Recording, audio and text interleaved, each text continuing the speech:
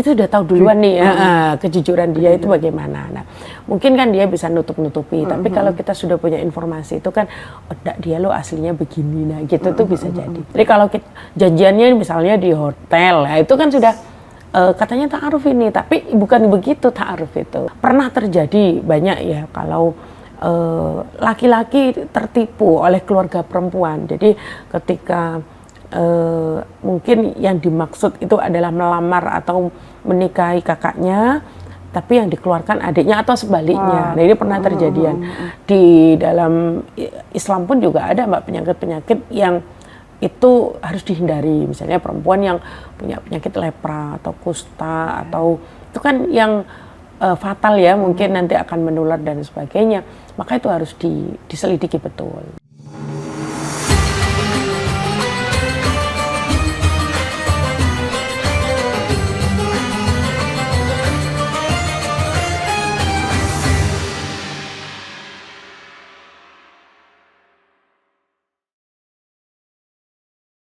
Assalamualaikum Tribuners, kembali lagi bersama saya Nur Ika Anissa di podcast spesial Ramadan Wanita dan Islam. Nah kali ini kita akan membahas tentang ta'aruf. Pernah nggak sih Tribuners itu dengar kalau misalnya ada kalimat, kan cuma ta'aruf, kan pengenalan aja. Nah memang ta'aruf itu seperti itu, apakah seperti itu dan bagaimana prosesnya? Hari ini kita akan membahas tentang bagaimana sih ta'aruf. Di sini di studio kami telah hadir Hajah Umi Muntafiah, Master Pendidikan Agama Islam dari UYINSA sekaligus pengasuh Pondok Pesantren Queen Hafidhoh Sidosermo Surabaya. Assalamualaikum. Waalaikumsalam Mbak Ika. Bagaimana? Alhamdulillah puasanya hari ini. Sehat, lancar. Terima kasih sudah mampir ke studio kami. Sama-sama Mbak Ika. Mungkin bisa langsung saja saya tanya-tanya soal ta'aruf ini loh. Siap. Ya, Tribuners dimanapun berada.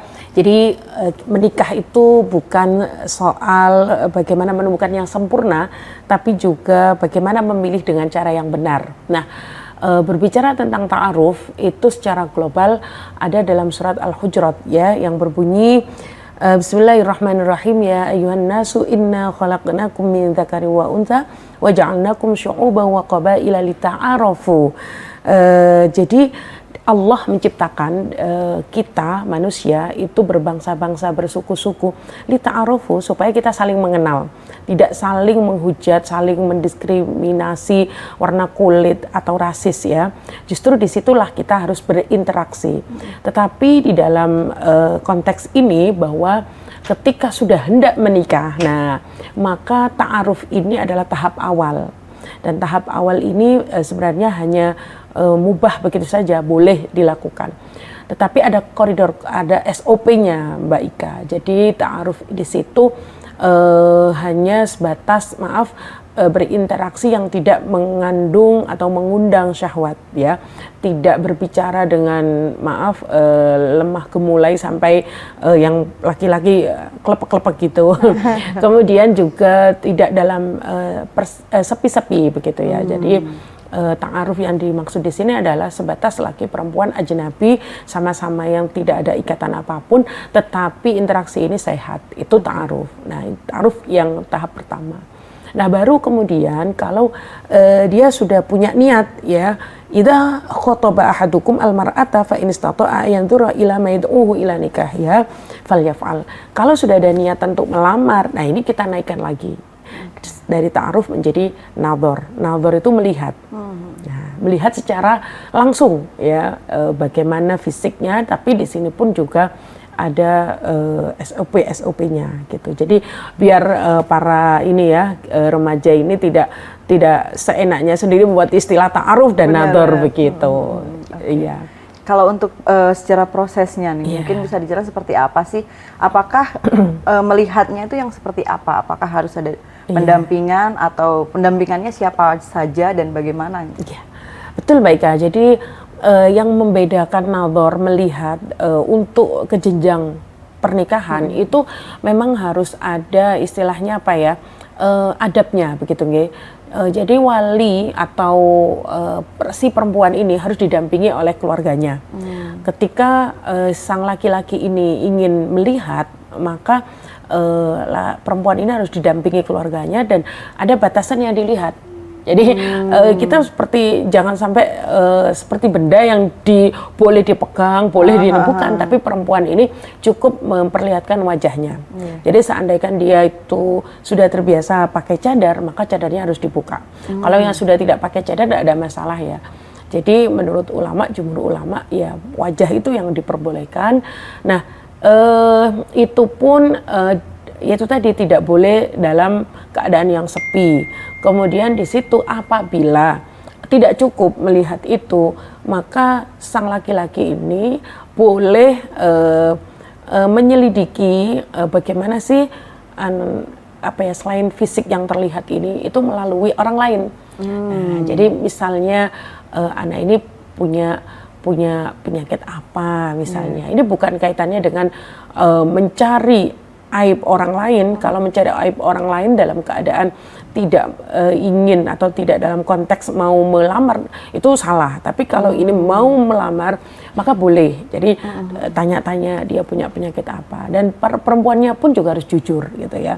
Jadi sang perempuan ini harus berhias secara natural, tidak boleh terlalu berlebihan sampai merubah wajah yang asli ya. Karena kan banyak ya riasan-riasan make up yang alisnya ditutupi dulu kemudian digambar lagi sampai betul-betul pangling.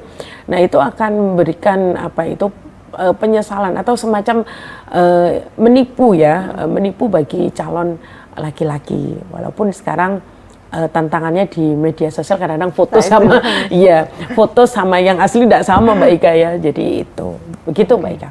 Kalau untuk yang ta'aruf nih dengan nador, nah batasannya kan kalau misalnya nador melihat, ketika yang ta'aruf itu apakah ada pendekatannya itu seperti saya harus mengetahui apanya dulu nih.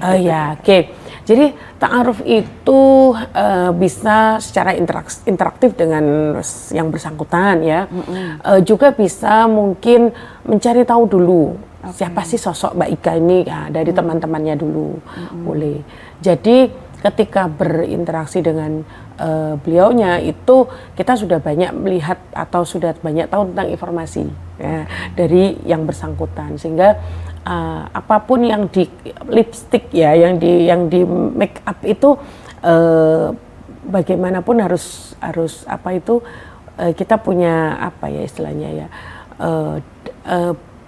Kita sudah tahu duluan nih ya kejujuran dia itu bagaimana. Nah, mungkin kan dia bisa nutup-nutupi, tapi kalau kita sudah punya informasi itu kan dia lo aslinya begini, nah gitu tuh bisa jadi. Jadi batasannya ya itu tadi tidak boleh berkholwat atau bersepi, kemudian interaksinya tidak mengandung syahwat, tidak menimbulkan fitnah gitu. Jadi kalau janjiannya misalnya di hotel, ya itu kan sudah katanya ta'aruf ini, tapi bukan begitu ta'aruf itu, begitu Mbak Ika.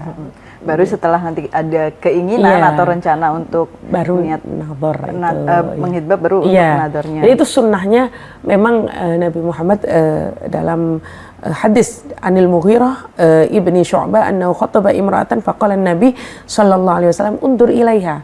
Lihatlah dia kalau kamu sudah niat gitu ya.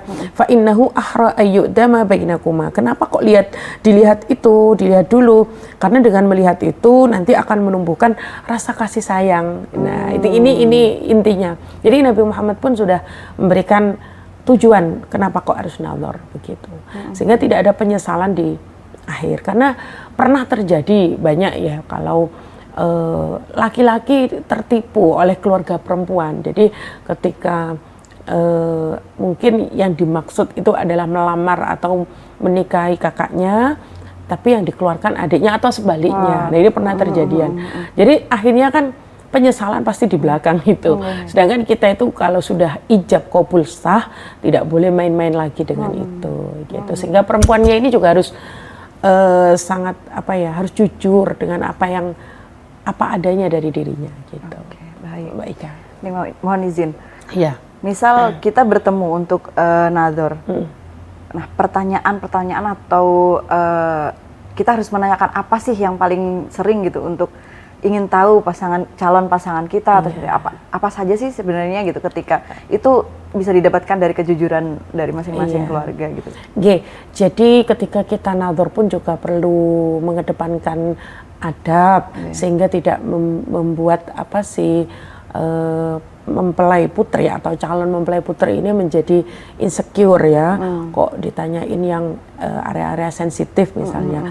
Jadi makanya saya bilang tadi untuk batasan-batasan ya sekiranya wajah ini sudah terlihat, kemudian biasanya setelah melihat wajah jatuh ke hati ya.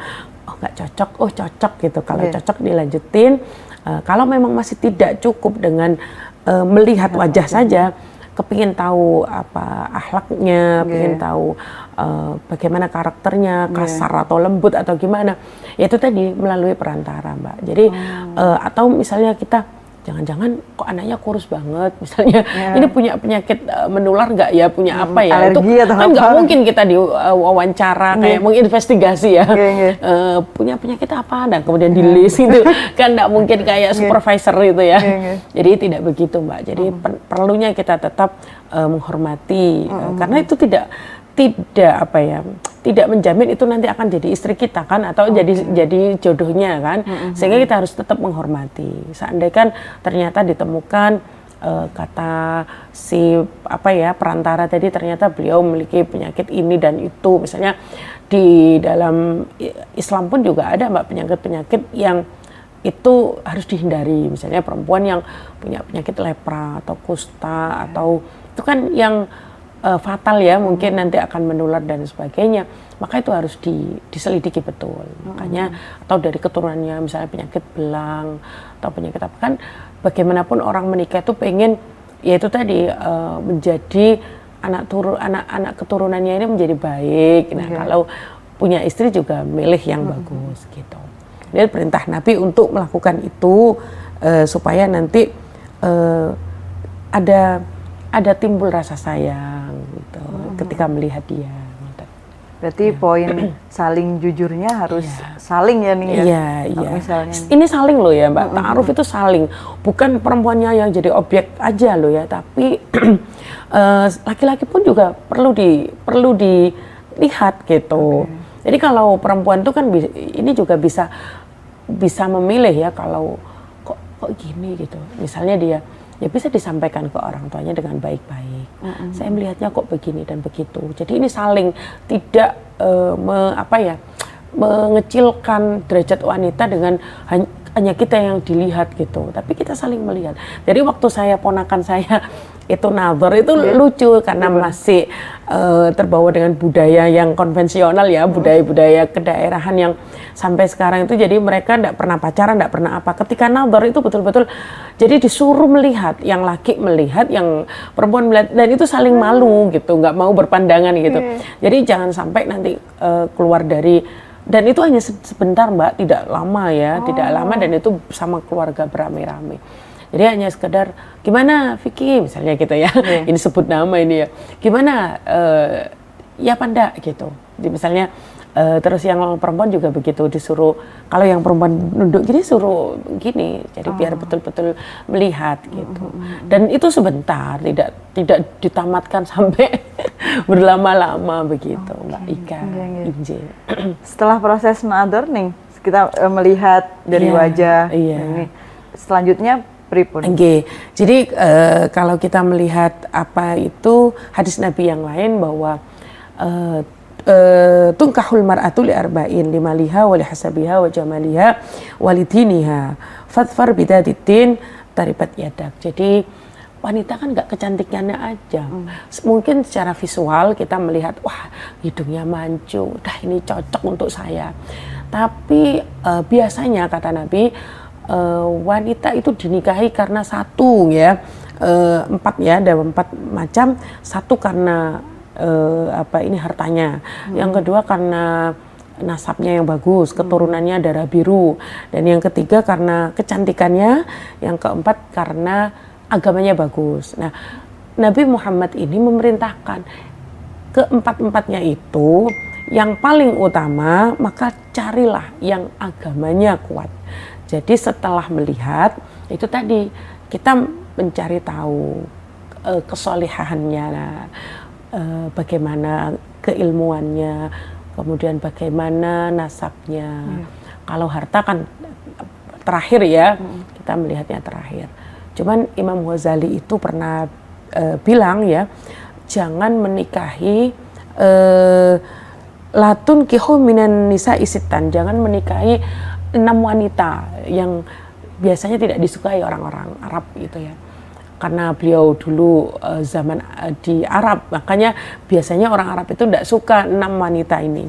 Siapa itulah Annanah, wanita yang suka ini banyak mengeluh. Sedikit-sedikit buat status gitu ya. Kemudian itu yang banyak kan perempuan daripada laki-laki. Bertengkar dikit langsung update status, update story ya. Kemudian menjelek-jelekan pasangan. Kemudian yang kedua, tidak ungkit-ungkit, menanah, tidak ungkit-ungkit kebaikannya aja. Kamu itu kalau nggak dapat saya, kamu nggak mungkin sehoki ini, bisa gitu. Seperti ini. Anak-anakmu itu karena saya yang didik dan sebagainya. Itu wanita yang tidak disukai. Yang ketiga, annana menana hannana. Wanita yang suka membanding-bandingkan. Wong kok ngene, kok dibanding-banding ke, saing-saing ke, ya mesti kalah gitu ya. Jadi kalau coba saya dapat suami kayak itu gitu ya. Kamu itu nggak pernah bahagiain aku. Kalau suami tetanggaku tuh lihat sama istrinya sayang banget, minta apa-apa semuanya diturutin. Nah, wanita yang banding-bandingkan ini namanya hannanah, itu tidak disukai. Yang keempat yang paling banyak, Mbak Ika, ini namanya haddaqah, boros. Nah, wanita yang boros itu yang dihindari oleh laki-laki kan. Ini kan sangat sangat fatal ketika kita memilih pasangan yang tidak tahu memanage keuangan. Karena wanita ini ya bagaimanapun mesti jadi bendahara. Jadi bagaimana memanage ekonomi keluarga berdasarkan kekuatan suami ya. Dan yang kelima adalah wala barrokoh, wanita yang selalu berhias. Jadi kalau kita melihat waktu ta'aruf ya, dia memang bagus parasnya, tapi di sisi lain ternyata dia punya kebiasaan buruk, misalnya jorok dan lain sebagainya. Nah, ini kan tidak bisa dilihat dengan nazar saja. Mungkinnya harus melihat kebiasaan wanita ini seperti apa. Dan yang terakhir adalah syaddaqah, wanita yang nyinyir. Jadi yang julitan. Jadi yang kebanyakan ngomong tapi tidak manfaat, atau sukanya yaitu tadi nyinyir ya, julid ya, misalnya suka ngomongin orang. Nah ini 6 orang ini kayak kita tertampar gitu ya. Jadi memang itu adalah pasangan-pasangan ideal perempuan yang ini yang jangan sampai dinikahi gitu, kata Imam Ghazali. Kalau yang Nabi Muhammad tadi bilang, kalau ada 4 yang biasa dinikahi, 4 wanita karena ini, coba milih agamanya dulu. Setelah agamanya nanti, oh anak ini rajin jamaah ke masjid, yang kelihatan ya. Oh anak ini itu pakai jilbabnya enggak kadang pakai kadang enggak misalnya gitu ya. Berarti agamanya bagus gitu. Ya, buka tutup istilahnya. Oh ini berarti salah satu tanda agamanya lumayan bagus gitu. Jadi begitu, Mbak. Dan itu prosesnya di luar dari nador tadi ya nih? Di luar nador. Jadi ta'aruf dulu. Ta'aruf kan hanya interaksi itu yang general lah, secara general. Cara ngomongnya gimana sih ya? Mungkin boleh pendekatan. Sekarang pendekatan bisa lewat WA ya. Bener nggak ketemu? Bener nggak ketemu, tapi kan kita sudah mulai bisa cari nomor HP-nya dulu, kemudian bagaimana cara dia berinteraksi dengan kita. Tapi ini belum apa-apa kan, masih ta'aruf aja, masih dalam seperti biasa, seperti layaknya tidak ada ke arah jenjang di sana gitu. Baru nazar itu yang sudah niat gitu, ada niat khitbah, ngelamar, baru dia boleh dilihat gitu.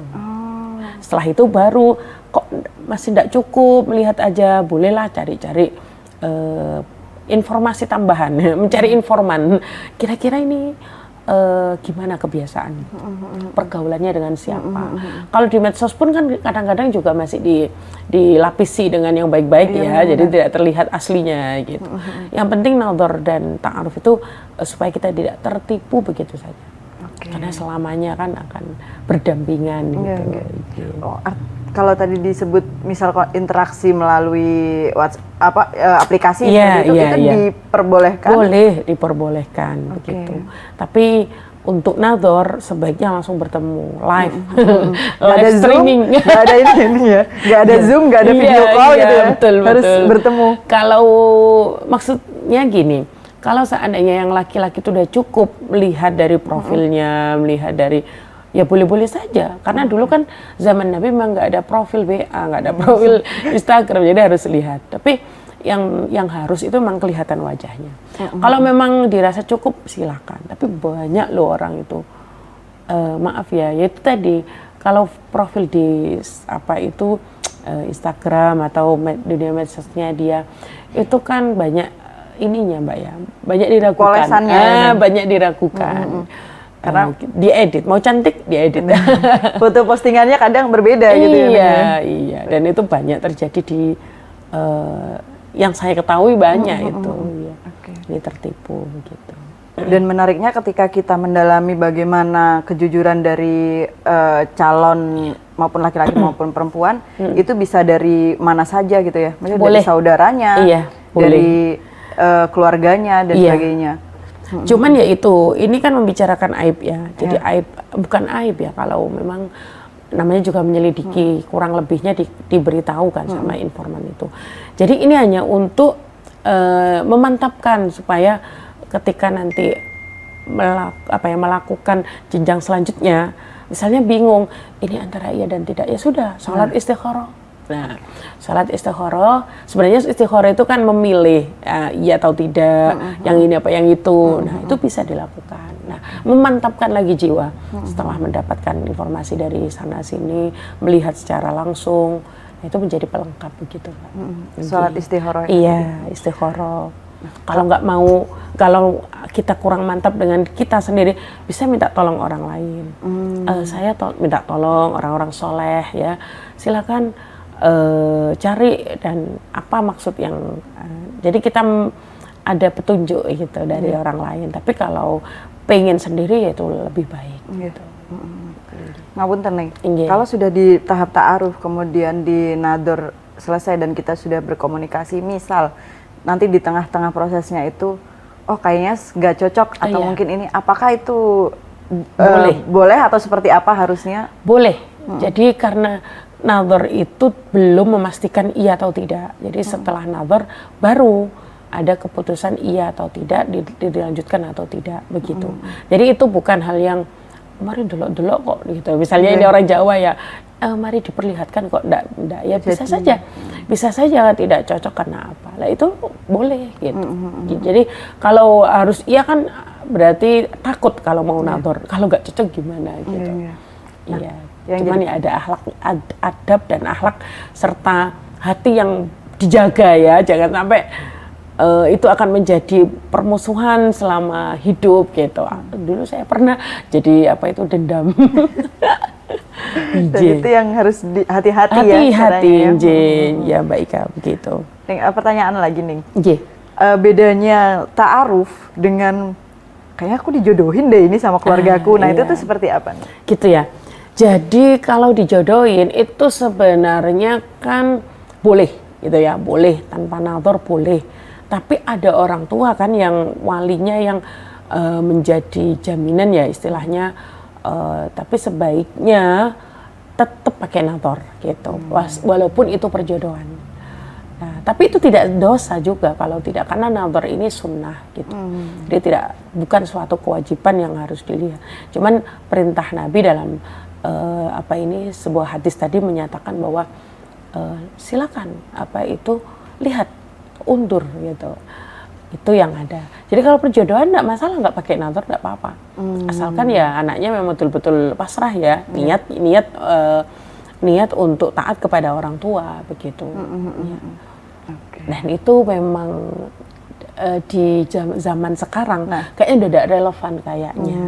Kenapa? Karena saya harus ngomong apa ini ya. Dulu mungkin ya zaman saya ketika dijodohkan itu sudah hal yang biasa, tidak menuntut, tidak tidak menuntut dan hasilnya juga bagus ketika dipaksa.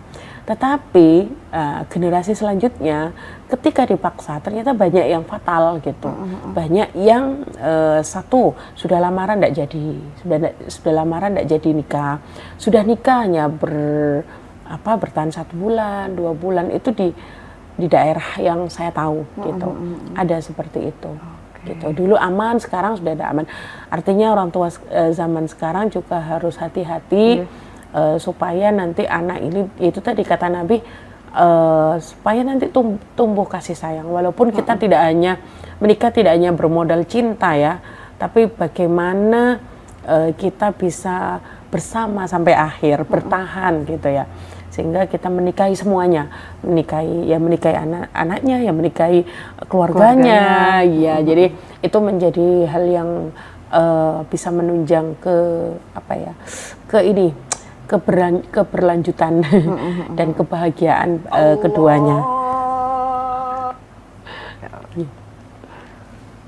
Mas, ini perlu disampaikan yang terakhir kah? Closing? Nggak, yang tadi soalnya ada. Iya. Iya, boleh yang diulang tadi. Oh iya. Yang kebahagiaan mencintai diri anaknya, keluarganya, dan lanjut mohon. Sudah. Oh ya, sudah kok, sudah tak sudah lupa gak di silent. Di sini aja ya handphone. Iya, gini aja. Oke. Silent juga ya. Aku aman. Oke. Maaf ya. Oke, ke kamera langsung sini aja. Iya. Oke, 3, 2, 1. Jadi ketika sekarang perjodohan itu tidak relevan untuk anak-anak pada zaman sekarang. Jadi perlunya kebijaksanaan orang tua supaya tetap mengikuti Rasulullah. Jadi walaupun dijodohkan, tapi anak-anak itu tetap nadhor gitu ya, tetap ada ta'aruf, ada nadhor. Yang ta'aruf dan nadhornya ini sudah sesuai dengan syariat. Tidak kemudian dijodohkan, kemudian biar ta'aruf sendiri, jalan kemana-mana sendiri. Oh, orang tua saya sudah tahu kok, atau orang tuanya yang bilang sudah itu tak izini kok. Jangan, itu merupakan hal yang salah gitu ya. Jadi salah kaprah. Ta'aruf yang benar bagaimana sehingga tidak menabrak ya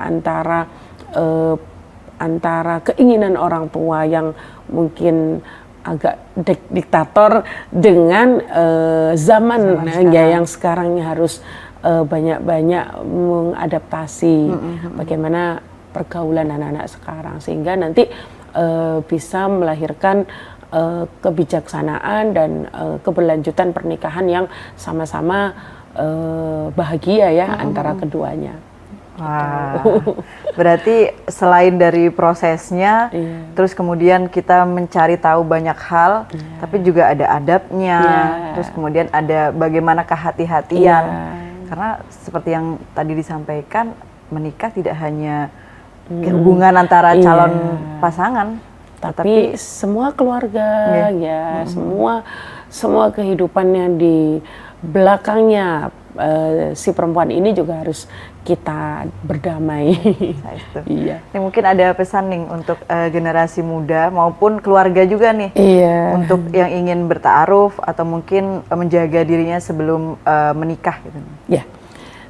Jadi pernikahan itu bukan soal siapa yang paling kita cintai hari ini, tetapi siapa yang sanggup berjalan bersama sampai kita nanti akhir hayat, begitu Mbak Ika. Dan semoga tetap selalu ini ya nih diberikan mantep lah gitulah untuk mencari yang terbaik. Iya. Baik, terima kasih banyak. Semuanya ada di hukum Islam itu ada, jadi bahkan ta'aruf aja itu ada SOP-nya gitu. Gitu Mbak Ika. Dan ternyata untuk sekarang yang di era digital pun ternyata masih diperbolehkan misal komunikasi, cuman ada batasannya. SOP tadi yang disebutin. Siap, terima kasih banyak loh Ning atas waktunya. Semoga ini menjadi manfaat juga untuk Tribuners dan untuk para anak muda sekarang, generasi muda, bagaimana sih kita untuk bisa memantapkan pilihan melalui ta'aruf dan juga nadhor tadi. Seperti itu. Mungkin ada pesan lagi nih? Sudah cukup. Siap, Iya, terima kasih baik, banyak Kak. nih. Sama-sama. Baik Tribuners, sekian podcast Ramadan Wanita dan Islam di edisi Ta'aruf kali ini. Semoga bermanfaat dan kita akan kembali di topik-topik berikutnya. Terima kasih. Assalamualaikum.